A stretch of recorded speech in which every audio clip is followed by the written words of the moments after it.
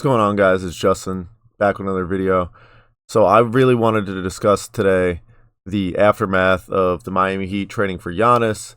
Finally happened after all this time of Giannis rumors. A deal finally tangibly gets done. So I wanted to discuss the details of that. I wanted to talk about where they can go from here, some misconceptions of who they can re-sign, how they can improve the roster, what they have left. So I'm going to switch over to Twitter quickly to go over the details of the trade, the finalized trade. The Miami Heat got Giannis, and on top of that, Bobby Portis coming back in a trade, and they moved a group of young guys, Tyler Hero, who's not too young anymore, but centerpiece of the trade, Jaime Jaquez, Kel'el Ware, Yaku Honas, the 13th overall pick, unprotected first-round picks in 2031 and 33, a 2030 first-round pick swap, and a 2033 second-round pick. So what I'm really looking at here, if I switch over, is how much draft equity do they have to add on to their roster. So right now they only have, compared to my scenario with what I had for the Boston Celtics, if they were only giving up minimal draft equity, is they only have their 2029 and 2032 first-round swaps. So not even unprotected first that they can trade, but swaps that they can give to other teams, which is like definitely has some value around the league, but not to the extent of like unprotected picks. So they gave up every unprotected pick that they can trade pretty much until 2 off seasons from now, assuming they're under the second apron. So now looking at their roster, they still have Davion Mitchell. They still have Pelle Larsson, which is a pretty massive player to keep in this type of deal, especially with how he performed last season and the contract he's on. You have Andrew Wiggins, who has a player option, Giannis, Bam Adebayo, and Bobby Portis. So those are your centerpieces that you have on the roster right now. Arguably, I'd probably say if they keep Wiggins, which I assume they will, this is, unless I'm forgetting a team, the greatest front court defensive pairing in the league with Wiggins, Giannis, and Bam Adebayo. You can have whatever reservations about the shooting, the ball handling, the spacing, but it's inarguable how good defensively this pairing is, along with also Davion Mitchell, who is one of the better guard defenders in the NBA. So I wanted to scroll down now looking at their payroll, what they should be concerned with now and how can they build on top of their roster. So they have Giannis and Bam Adebayo on max contracts.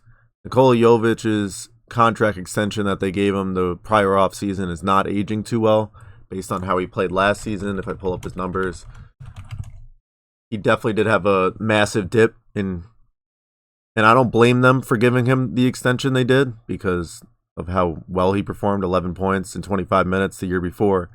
Obviously, he played 46 games, which is not a crazy sample size, but his splits looked extremely good, extremely promising defensively. Had a massive dip this past season, shooting 36% from the field. So it's going to be extremely hard to get off that contract. And I always kind of assumed that he was going to be a part of a Giannis deal so they can shed off some salary. So the Heat kind of got abused a little bit when it came to that because they received a lot more salary in return, which is going to have some consequences when it comes to the first apron because they're going to be hard capped at the first apron and not able to go over this $209 million number. So if we continue down the roster, Bobby Portis I think was a solid get for his number, $14.5 million. Then you got Davion Mitchell for $12.4, which is also I think a solid number. And then you got a couple guys at the end of the bench for minimum contracts. And like I said, Pelle Larsson for $2.3 million is an absolute steal. And I believe he still has another year on his contract as well. So now what I'm really looking for, I'm not going to go into a bunch of hypotheticals about trades and whatnot, but when it comes to tangible things that they need to assess immediately in the coming week and a half or so is what they can do with Andrew Wiggins and how they can re-sign Norman Powell, who was an all-star for them last season. So Andrew Wiggins at 31 years old is making $30.1 million on a player option. And something I would negotiate is potentially having him decline this player option.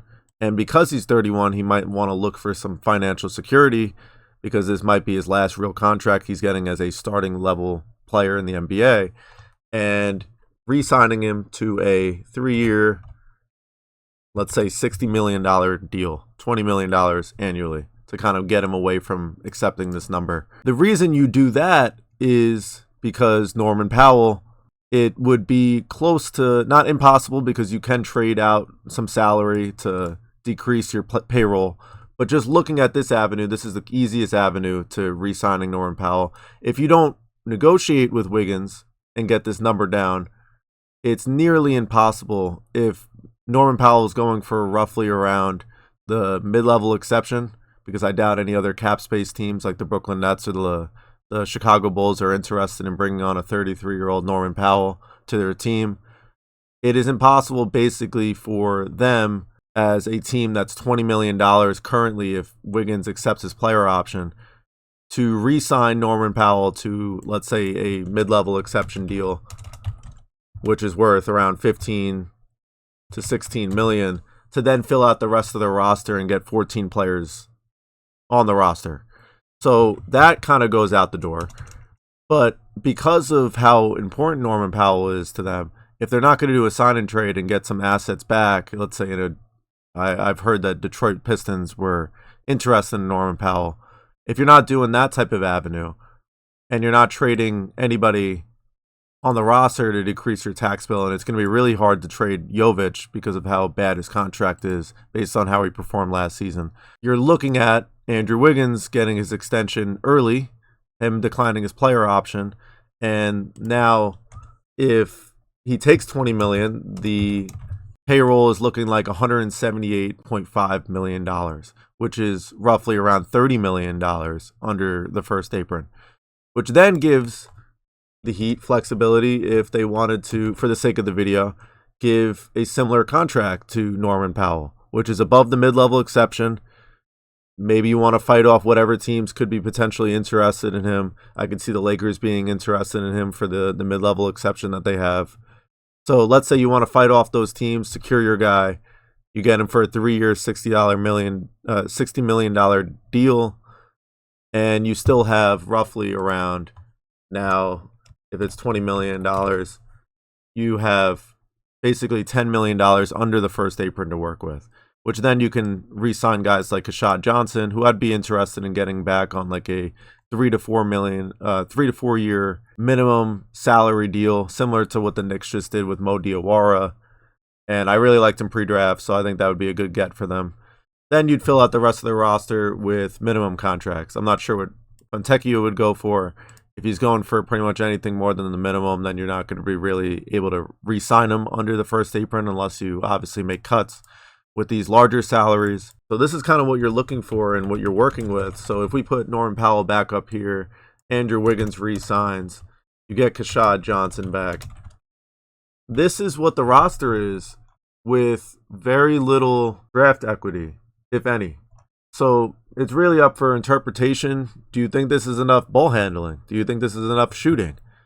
Especially volume shooting is what I'm looking for to really compete with the top teams in the East. I don't know. I don't see this roster really competing with the Knicks. Obviously, the Heat are really good at finding players around the margins, whether it's through the draft, through free agency, players that are overlooked, and they're very good with their development system. So guys like Pell Larson could even pop off even more than he did in the season prior. Drew Smith, who I know the Miami Heat are big fans of, as much as fans might not be. Myron Gardner, same thing. Had a pretty solid year, good efficiency last year. And who knows, Jovic maybe pops back up. But there's a lot of things that they need to improve on going into next season before they're championed as real title contenders. As much as Giannis alone gives you a high ceiling and a high floor, there's definitely a lot of things they still have to do.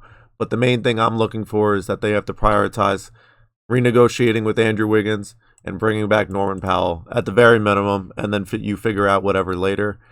But yeah, that's what I kind of wanted to discuss today. These are the options they kind of really have, what they're stuck with. They can obviously make trades, like I keep referencing, to improve upon the roster with these 3 salaries in specific. But yeah, this is what they're kind of looking at, unless they plan on signing and trading Norman Powell for something else. These are the type of players that they have on their roster.